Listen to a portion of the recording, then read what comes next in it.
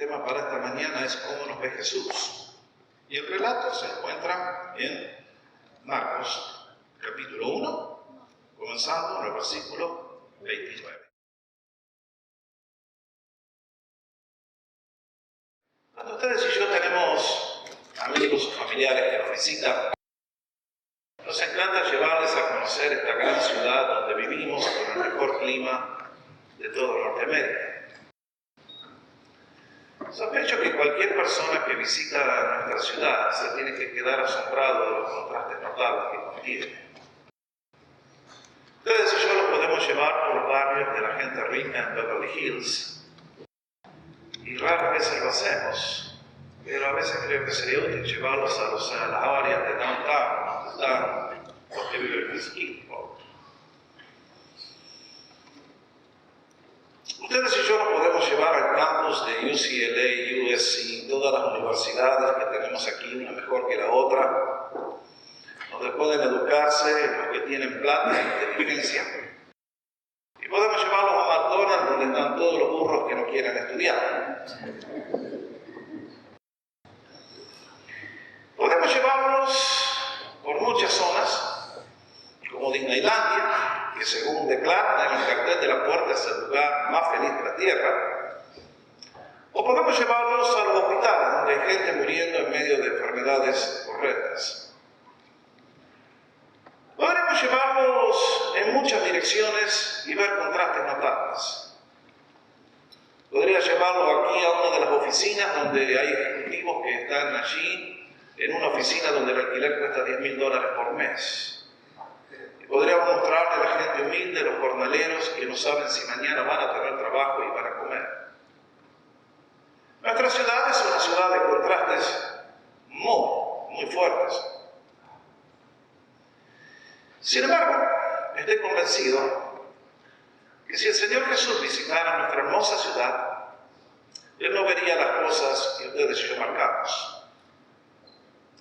A los ricos de Beverly Hills y a los pobres, a los enfermos y a los sanos, a los exitosos y a los fracasados, Él nos vería de la misma manera que vio la generación de Israel en los días que Él nos visitó. A los multimillonarios, a los pobres, nos vería como ovejas desamparadas, abatidas y arruinadas, porque no tienen pastor. Noten bien, la Biblia no nos dice que nos ve como tigres, leones y jirafas, o rinocerontes y elefantes, o toros. Eso nos ve como ovejas. El animal más tonto que hay en el mundo animal, y que de no ser por el cuidado y la protección del pastor, no tiene la capacidad de encontrar los pastos para comer, se pierde fácilmente si el pastor no la trae de regreso al redil. Nunca vuelve. Si el pastor no hace todo por ella, el animal no tiene cómo defenderse, cómo vivir. Y las noticias alentadoras es que el Señor Jesucristo, que en sus manos sostiene el universo, que el Señor Jesucristo, que con su palabra hizo que el mundo existiera, que el Señor Jesucristo, que te conoce a ti, como decía hace un rato, de una manera que nadie te conoce. Que el Señor Jesucristo, que recibe la gloria de los ángeles y vive en luz inaccesible donde nadie le puede ver, Él haya escogido venir a este mundo y dijo: yo soy el buen pastor. El buen pastor su vida da por las ovejas. A mí me impresiona el Señor. Porque cuando ustedes y yo vemos a Jesús, conocemos a Dios. Mucho más importante, conocemos exactamente cómo es Dios y cómo siente por ustedes y por mí. Y es por eso que en este relato que ustedes y yo acabamos de leer, encontramos a un Dios completamente distinto a todos los dioses que los seres humanos hemos inventado. El Cristo del Evangelio es diametralmente opuesto al Buda que está sentado allí y no escucha a nadie. Es muy distinto a las enseñanzas de Confucio, es muy distinto al Dios que dice, si me sirves, tienes que cortarle la cabeza en yihad a todos. Aquí yo encuentro un Dios compasivo, amoroso, que estuvo dispuesto a cargar nuestras enfermedades y nuestras dolencias y a restaurarnos al lugar del privilegio que ustedes y yo ya perdimos. Es por eso que en este relato encuentro que el Señor, habiendo comenzado su ministerio, las multitudes le comenzaron a buscar. ¿Y quiénes le buscaron? Los enfermos y los endemoniados. Como Él es un Dios compasivo, leemos que puso su mano sobre ellos. Y todos volvieron a casa completamente renovados y restaurados. Tal Dios a mí me llena el corazón de gozo y de fe. Y en mi oración que en esta mañana, por el poder del Espíritu Santo, quiera el Señor magnificar su poder y su gloria muchas veces aquí en este lugar. Él ha venido a nuestro encuentro. Y quiero hablarles muy rápidamente en esta mañana acerca de las enfermedades y de lo que ustedes y yo podemos hacer para recibir el milagro del Señor. Porque Cristo Jesús está aquí. Y Cristo Jesús tiene poder en el cielo y en la tierra, y Él es el mismo ayer y hoy por los siglos. Por lo tanto, las posibilidades son infinitas si tan solo conocemos a Jesús. Vamos por parte. Cuando yo veo la vida de Jesús, encuentro que Él vino a sanar a los enfermos. Veo que el Señor tenía una triple estrategia. Nos dice que predicaba, enseñaba y sanaba y liberaba. Y uno encuentra que continuamente el Señor estaba tratando con este dilema, que es el dolor humano, el sufrimiento que trae la enfermedad. Y es por eso que quiero hablarles un poquitito en cuanto a las enfermedades. Porque si creo que hay un punto que nos acerca a Dios tantas veces y nos hace tragar el orgullo, es el tema de la enfermedad. Todos somos muy valientes y decimos, Dios me asiste mientras estamos sanos. Pero cuando el médico dice, el tumor es maligno, conocen este signo, ¿no? De golpe nos hacemos teólogos avanzados. Y de rodillas, mansitos, venimos a pedir misericordia. Y demos gracias que el Señor es quien es, porque si yo fuera Él, a los que me hacen eso, vaya que le daría. Pero el Señor es el Señor de la gracia y el amor. Y por eso con Él todo es posible. Déjenme decirles algunas cositas. En primer lugar, las enfermedades tienen su origen en la caída del pecado. Marque bien. A mí me asombra lo que Dios quiso hacer cuando creó la raza humana. Él creó el universo, creó el planeta Tierra. Y dentro del universo ya había un conflicto cósmico entre seres espirituales. Eran los ángeles. Había tres grandes arcángeles: Gabriel, Miguel y Lucifer. Y nos dice el libro de Apocalipsis que un día Lucifer dijo: yo soy argentino y voy a subir al trono de Dios. Y por arrogancia y orgullo cayó. Y nos dice que arrastró con él a un tercio de las estrellas del cielo y vinieron a vivir a la tierra. En ese lugar, Dios decide crear al hombre y reconquistar el planeta que Satanás había tomado mediante el virrey, que somos ustedes y yo.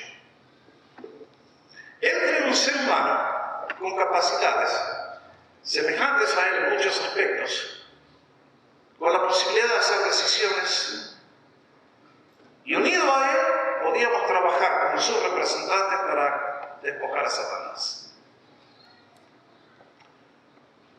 Esas son las decisiones que hace Dios. Si a usted no le gusta, vaya a hablar con él. Ustedes y yo estamos en un mundo que él creó y ese era su plan. Él podría haber elegido muchos otros planes, no darnos vida a nosotros, no crearnos. ¿Dónde estaríamos ustedes si él no nos hubiera creado? Pregúntense, existiríamos. Sin embargo, Él decide hacer eso. Y decide que nosotros, como sus representantes, podríamos correr a las fuentes espirituales del planeta. Sin embargo, ustedes saben lo que pasó. El ser humano es colocado en un ambiente ideal, semejante al cielo. Y sin embargo, el Satanás astuto tentó a nuestros padres y entonces logró que el infierno que él maneja se meta dentro del planeta Tierra. Desde ese día ustedes y yo hemos empezado a morir. Y no importa cuán cristianos sean, un día la muerte nos va a llevar. Estamos bajo maldición, no ha sido cancelada. Pero ustedes se dan cuenta que cuando Satanás logró el control de la tierra, junto con él trajo la maldición de la enfermedad. Si ustedes visitaran el cielo hoy, no veríamos ni cáncer, ni Alzheimer, ni Parkinson, ni polio, ni tuberculosis, ni nada de esas cosas. Si a Satanás le diera la oportunidad de entrar en el cielo, bien que sembraría todas esas injusticias allí, en el mismo lugar donde Dios vive. Sin embargo, algo me pasó acá. Me dan un segundo.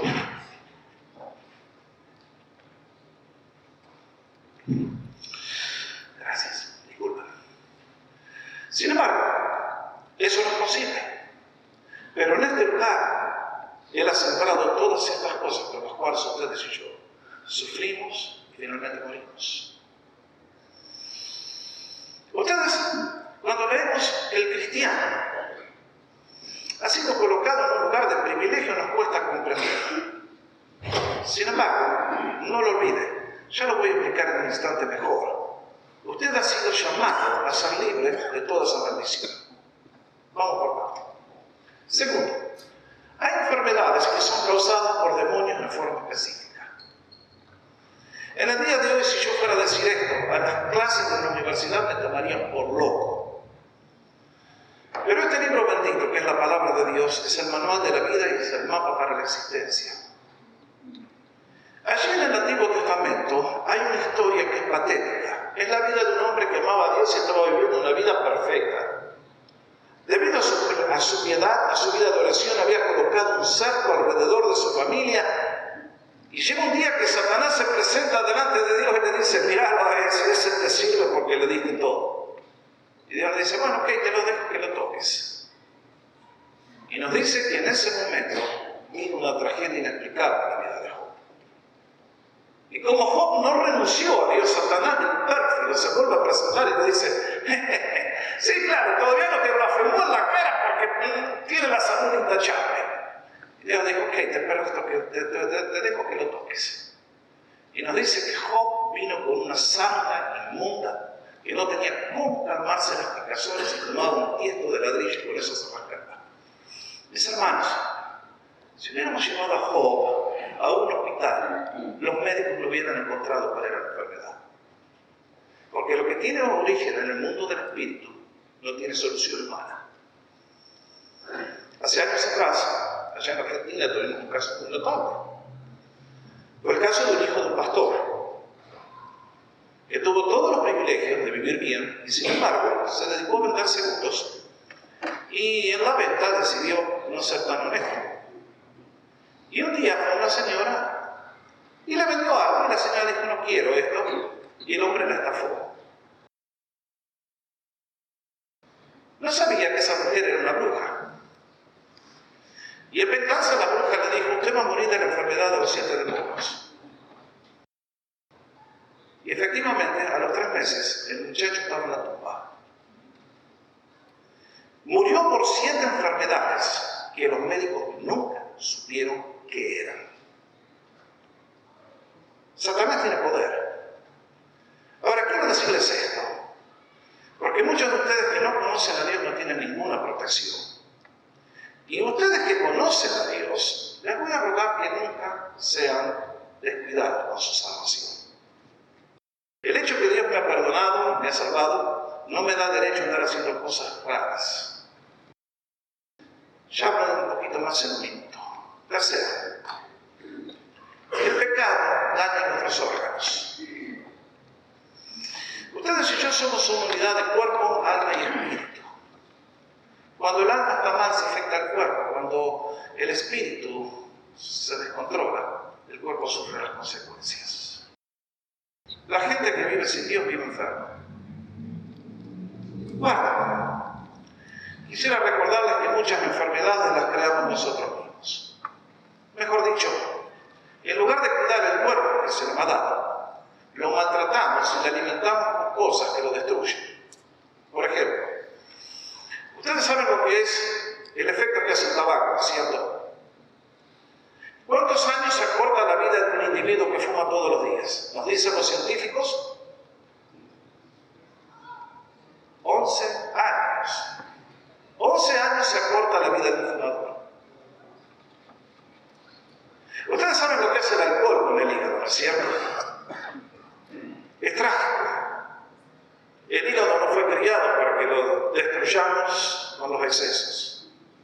La vida de muchas personas se acorta.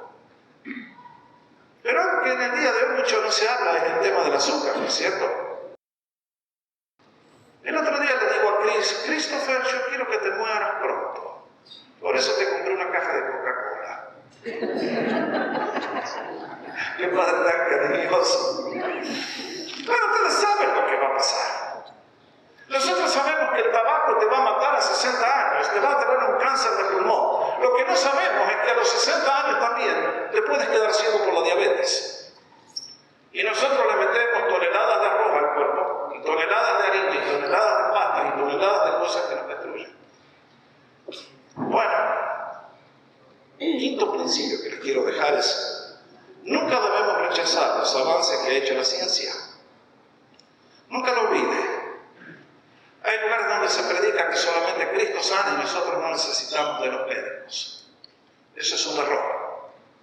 Quiero decirles, como yo voy a explicar que Dios tiene poder y quiere sanarnos, pero parte del mandato que Dios le dio a la raza humana cuando nos creó es: sojuzguen al mundo y tengan dominio sobre él, y para eso nos dio la imagen de él en nuestro espíritu.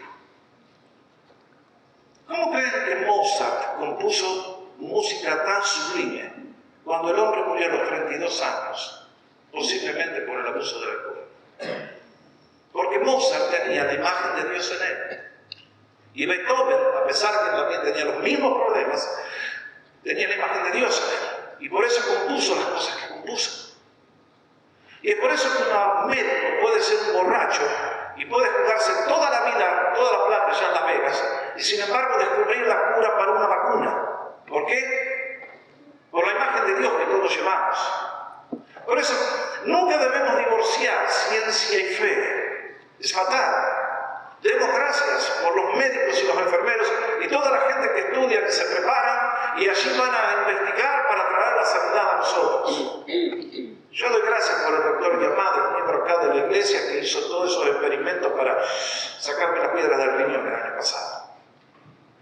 Si Dios no lo quiso sacar, doy gracias por los buenos médicos. Nunca lo olviden. Ahora, cuando nos acercamos a la vida de Jesús, ¿qué aprendemos en este pasaje? Primero, que Jesús vino a mostrarnos el corazón de Dios. Que Dios nos ama con un amor que ustedes y yo nunca vamos a alcanzar a entender. Lo he dicho 1.000.000 de veces, lo voy a decir una vez más. Toda nuestra vida no nos alcanzará para comprender la profundidad del amor de Dios. No nos va a alcanzar toda la eternidad para entenderlo. Tanto nos ama Dios.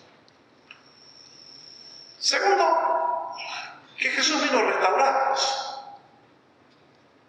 Hace un rato les decía que cuando Dios creó al ser humano, lo colocó en un orden que es Dios, el ser humano, y debajo de él el nivel de los seres angelicales. Pero cuando el ser humano cayó en el pecado, se revirtió ese orden y quedó Dios, los ángeles y la raza humana. Por eso el ser humano que vive sin Dios vive bajo el reino de las tinieblas, bajo el poder del enemigo.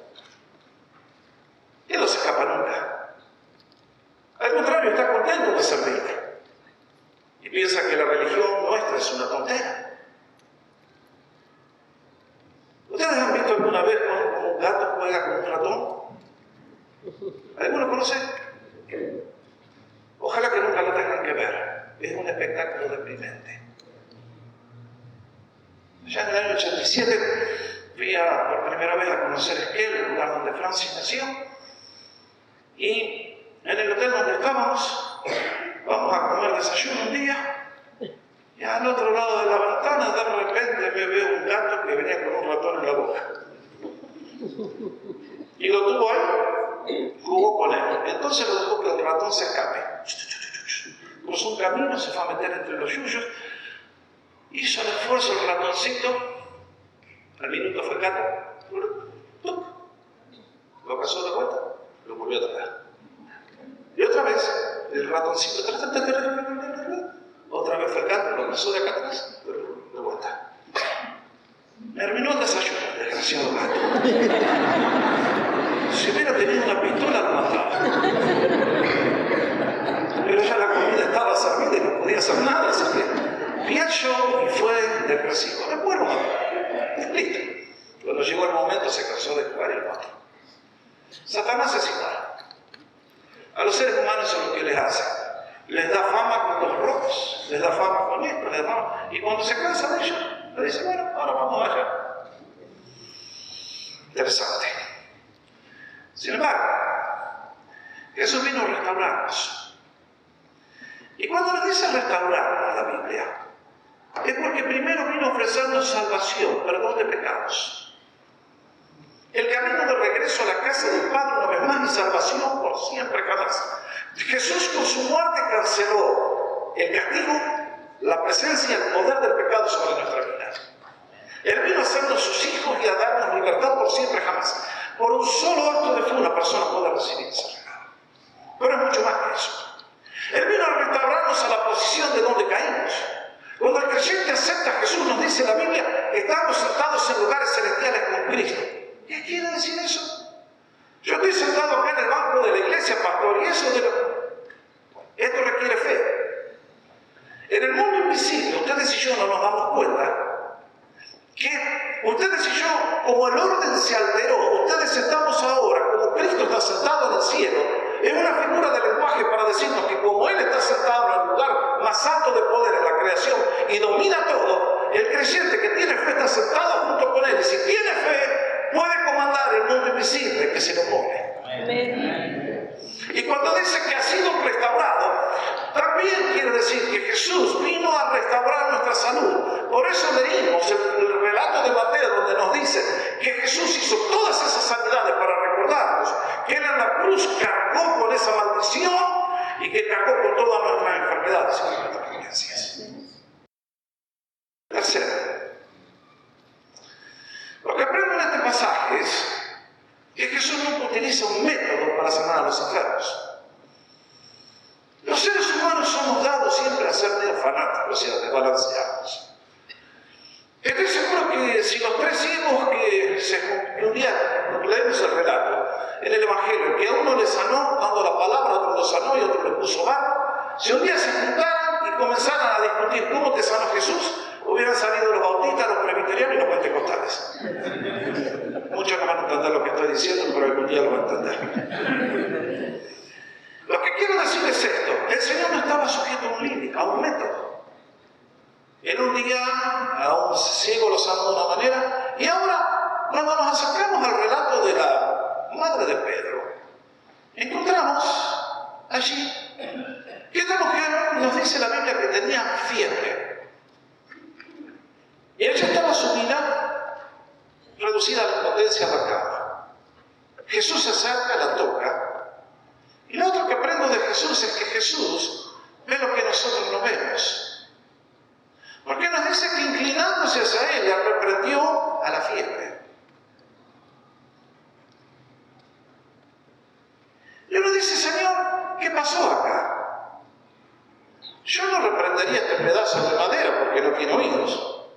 Te reprendo, madera. Yo no reprendería ese pedazo de mármol que está ahí o de concreto porque no tiene oídos. No reprendería un pedazo de hierro. ¿Usted reprende la enfermedad?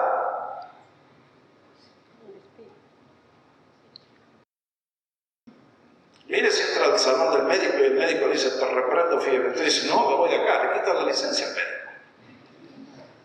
¿Por qué? Porque la medicina se mueve en este mundo, en este nivel, en lo físico. Jesús, que tenía ojos para ver el mundo invisible, ¿qué había detrás de la enfermedad? Algo que escucha. Por eso ustedes y yo escuchamos que Jesús reprendió a la fiebre y la fiebre se fue. Y un día estaba en la barca y parecía que se iban a pique y se puso de pie y reprendió a los vientos y hubo calma. Y un día habló a una higuera y le dijo, no nunca más fruto, y al día siguiente la higuera estaba seca. ¿Cómo funciona esto? Qué desafío que es el mundo de Jesús para nuestros sentidos, ¿no es cierto? Pero cuando ustedes y yo nos acercamos a Jesús, lo que está desafiando es nuestra fe. Es si vamos a creer de lo que vemos con nuestros ojos, o si vamos a aprender a ver el mundo invisible del Espíritu, que es tan real, más real y poderoso que el mundo de estas cosas físicas que podemos tocar. Eso tiene todo poder en el cielo y en la tierra. Él quiere hacer milagros portentosos y lógicos.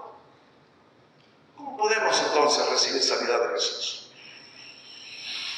Si Cristo tiene tanto poder y lo que leemos en el Evangelio es tan inspirador, la pregunta es, ¿esto es para el día de hoy? ¿Es para mí? Absolutamente. Pero hay condiciones. ¿Cuáles son ellas? Ahora vean ustedes, es obvio. Cualquiera que lee este pasaje saca la primera lección. ¿Cuál es? Que si usted quiere recibir sanidad de Dios, debe buscar a Jesús. Nos dice que cuando el día concluyó, cuando el sol cayó, evidentemente aquella cultura agrícola trabajaban de sol a sol, y cuando el sol caía regresaban a casa, y cuando el sol caía buscaron todos a Jesús en masa. A mí me duele ver a la gente que se muere. Allí hay 1 millón muriendo en los hospitales. ¿Por qué? Porque no tienen fe para venir a Jesús. ¿Podrían ser distintas las cosas? Absolutamente. Jesús tiene todo poder, pero no te va a dar lo que tú no pides. Si la gente vive enferma, infeliz, es culpa de ellos. Es nuestro problema. Cuando una persona se acerca a Jesús, como aquella gente, recibieron un milagro. ¡Qué tremendo! Uno debe venir a Jesús. Pero no solamente que debe venir a Jesús, sino que debe venir con la actitud correcta, o sea, con una actitud de fe y a suplicar. ¿Habrá sanado a todos Jesús en Israel? No, porque muchos no le buscaron. Estoy seguro que como muchos en el día de hoy se deben haber burlado y deben haber dicho, ¿pero quién será el profeta ese? ¿Qué sabemos quién es? En una de esas un endemoniado. Eso es lo que decía el fariseo. En el día de hoy no son distintas las cosas. Preferimos ir a la bruja, a la curandera, a Walter. Ustedes saben a quiénes vamos. Y después nos llevamos la colección de espíritus a casa. Bien hecho. Y el diablo contento. Pero ustedes y yo tenemos que venir a Jesús. Él está a tu lado, Él está aquí. Pero ustedes y yo tenemos que venir. La gente dice, a mí no me interesa ir a la iglesia. Te mueres en tu enfermedad. Ahí te quedas.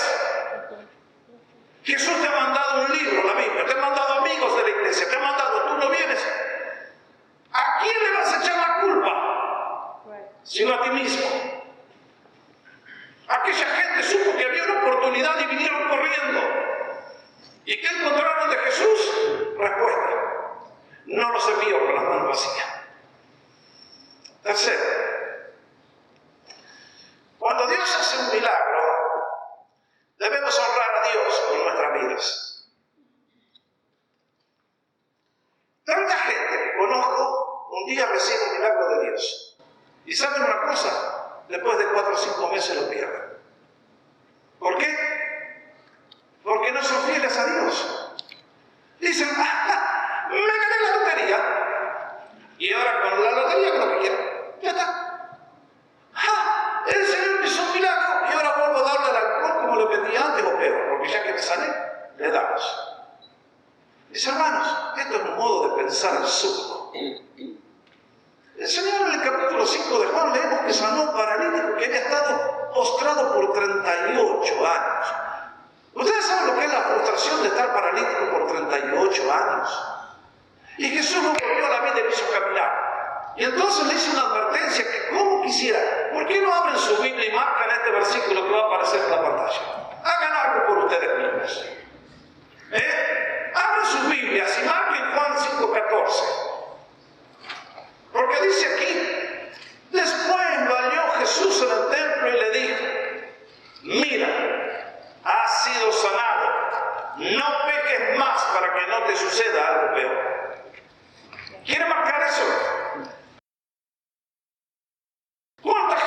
recibes sanidad, bendiciones de Dios, y después, si te viste, no me acuerdo, Jesús. Y entonces el milagro que recibieron se diluye y se pierde. Esto puedo dar testimonio y nombres de personas que conozco que hicieron esto y perdieron todo. Y mis hermanos, Dios no te va a venir a dar un segundo milagro cuando tú rechazaste el primero. Nadie sueñe que Dios va a venir de vuelta a tocarte y a sanarte. Cuando tú y yo recibimos una obra de poder, le debemos al Señor honra, amor, servicio y gloria. Nunca lo olvides. Si Dios hace las cosas que hace por amor a ti, tú debes responderle al mismo nivel, entregándole toda tu vida a Jesús. Nunca te olvides. Cuarto, debemos dar testimonio. Cuando Dios hace un milagro en la vida del creyente, el creyente tiene la obligación de publicar eso a los cuatro vientos. Acá encontramos que el Señor a veces le decía, no lo cuentes. Y sin embargo la gente que había recibido la sanidad salían a recorrer todas las aldeas y difundían esto por todas partes. Y uno dice, es el plan de Dios. Si Dios ha hecho un milagro en tu vida, tú tienes que contarlo a todos, al mayor número de personas posibles. Cuando esté la oportunidad en la iglesia, te pones de pie y dices, Dios me sanó, hizo este milagro en mi vida. De otra manera, perdemos lo que hemos logrado. El testimonio del pueblo de Dios, dice el libro de Apocalipsis, es el espíritu de la profecía. ¿Qué quiso decir? Que la gloria de Dios desciende a través de los testimonios de aquellos que un día recibieron el toque milagroso del Señor.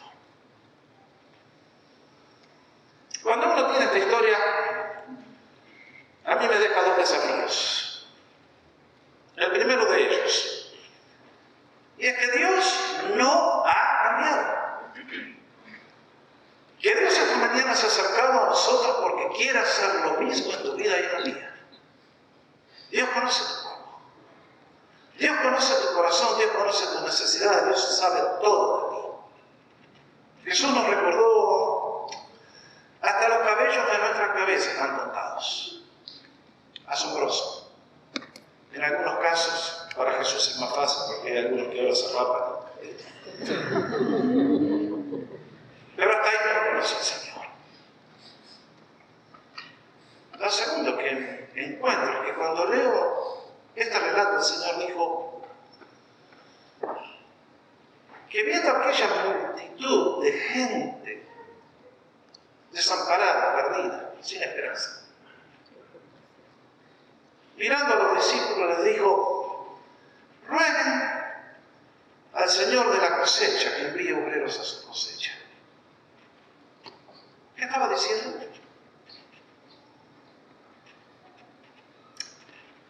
Ya. Que Jesús cuando vino puso en movimiento algo que quería que se extienda hasta el día bendito de su segunda aparición.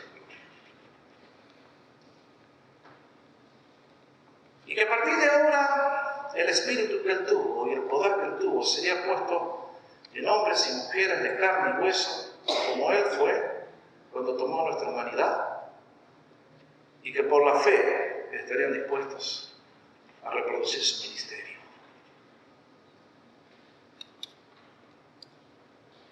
Cuando yo leía esta oración del Señor, años atrás pensaba, bueno, el Señor debe ser, por supuesto, gente que ayude en la iglesia, y está bien, que muevan las mesas, las sillas, todo eso está muy bueno, es necesario. Si usted es hombre y tiene pantalones, la próxima vez que haya un evento colabore con esas cosas que le va a hacer bien a su cuerpo, a su alma, y a mí me va a ahorrar la espalda. Y a las damas de la iglesia también. Pero eso es apenas el escalón de más abajo. Servimos a Jesús y somos sus obreros cuando hablamos su palabra. Servimos a Jesús, pero creo que lo que el Señor estaba diciendo es otra cosa. Noten bien que nos dice que pidió que orara por obreros, proletarios, no burgueses ni aristócratas, no líderes ni maestros, obreros, gente de overol, blue collar, gente tan humilde que está dispuesta a creer en el Señor. y a decir, Señor, todo esto que está acá en este relato que tú tienes en tu palabra me parece un disparate sublime. Pero Señor, como yo soy ciego y no entiendo, enséñame tú que eres el Señor de los señores. Y te ofrezco mi vida para que en tus manos tú lo utilices para los propósitos que tú dices. El Señor está buscando obreros. ¿Y saben una cosa?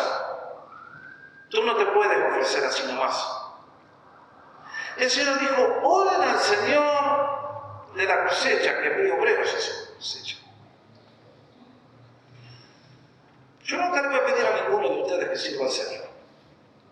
No funciona así. Yo lo que tengo que hacer es, como cristiano, es orar al Señor, decir, Señor, ¿a quién tienes en esta iglesia? ¿A quién tienes en este pueblo? Que tú has escogido para que haga algo que impacte el mundo con tu gloria. Eso está mejor. Por eso nos dijo, oren al Señor de la cosecha para que Él envíe obreros. A mí me duele cuando veo a la gente que no responde nunca, porque quiere decir que Dios no los está tocando. Muy feo. Si tú esta mañana estás indignada por Dios, ruega que el Señor te tenga misericordia, porque de otra manera no llegas nunca.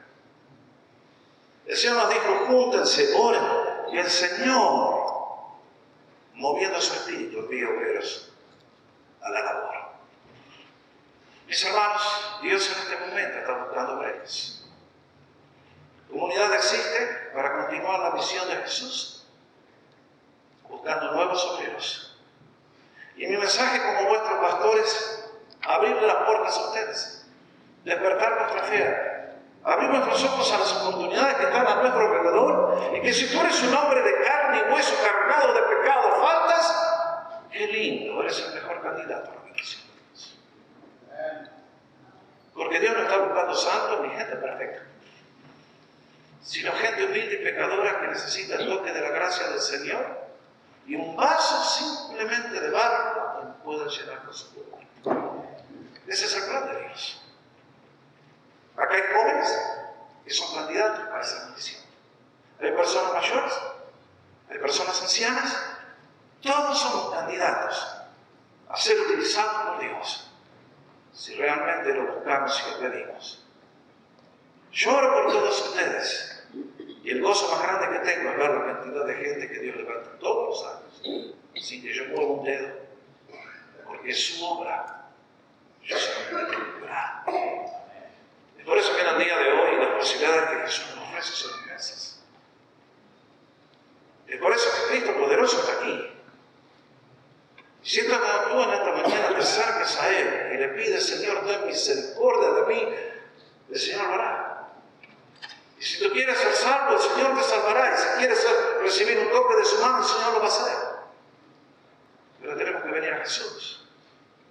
Nadie más nos puede ayudar. Bendito sea su nombre. Y cuando Él pasa por nuestras ciudades y nos ve como ovejas desamparadas que no tenemos pastores, dice, yo me compadezco de ustedes. Y por gracia y amor, se brinda a sí mismo para entregarnos toda la gloria de la salvación. Vamos a